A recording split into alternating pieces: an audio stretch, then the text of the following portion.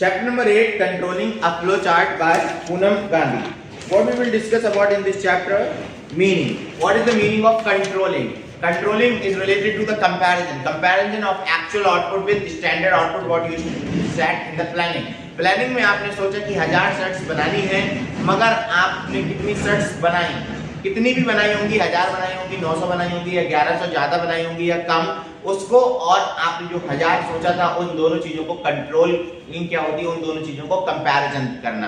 The comparison of your actual performance with your standard performance what you set in the process of planning is known as controlling.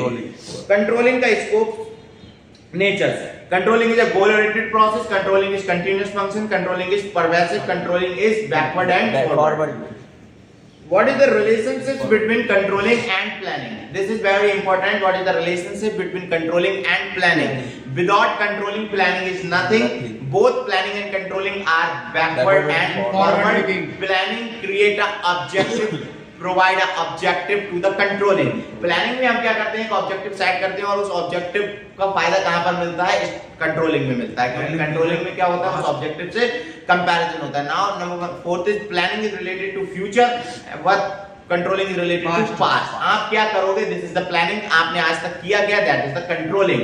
तो इस तरीके से आप कह सकते हो controlling is the result of planning. Controlling is the result of planning.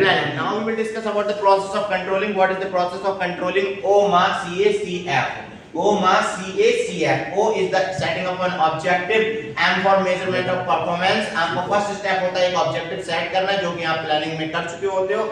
फिर आपने सारा काम कर लिया होता है, ऑर्गेनाइजिंग, स्टाफिंग, डायरेक्टिंग सब काम कर लिया होता है. काम के बाद आप उस काम को देखते हो मेजरमेंट ऑफ परफॉर्मेंस, कि आपने आगे वो काम किया कितना. वो काम 1000 आपने ऑब्जेक्ट बनाया 1000 सेट बनाने का, और आप मेजर करते हो तो वो ज्यादा हो सकता है, कम हो सकता है, और उसके बराबर भी हो सकता है.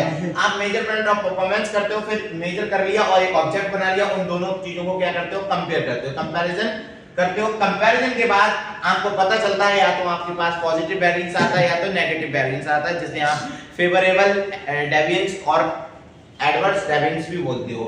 तो उसके बाद आप एनालिसिस करते हो कि आप पीछे रह गए तो क्यों रह गए, आप आगे बढ़ गए तो क्यों बढ़ गए, या फिर कोई भी वेरिएंस नहीं आया तो क्यों नहीं आया.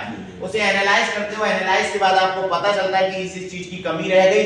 उसके बाद आप करेक्टिव एक्शंस लेते हो, और एक्शंस लेने के बाद यहां तक हमारा कंट्रोलिंग का प्रोसेस खत्म हो जाता है. लेकिन फिलहाल उसके बाद हम एक रिपोर्ट बनाते हैं जिसे हम फीडबैक रिपोर्ट बोलते हैं. This is all about your controlling. 5 minute